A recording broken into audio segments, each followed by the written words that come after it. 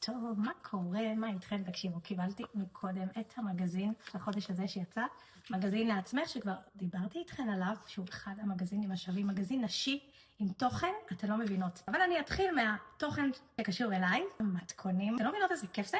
שיש לכם את המתכונים כאן כתובים, מסודרים, ויש כאן מתכונים שבעצם מופיעים רק פה. יש כאן מתכון מיוחד, ספיישל המגזין. אין לי אותו בדף, ורק פה אפשר לראות אותו, וגם יש כאן את המתכון האהוב והמוכר לספינץ'.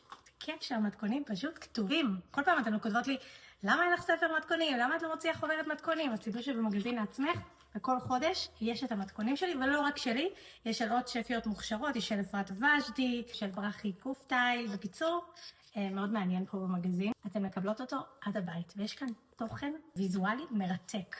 כאילו באמת, יש כאן כתבות מרתקות ומאוד מאוד מושקעות, זה אחד המגזינים המושקעים שאני מכירה ושראיתי, ולא סתם אני ממליצה, גם בנושא אופנה, הום סטיילינג, סיפורים מעניינים.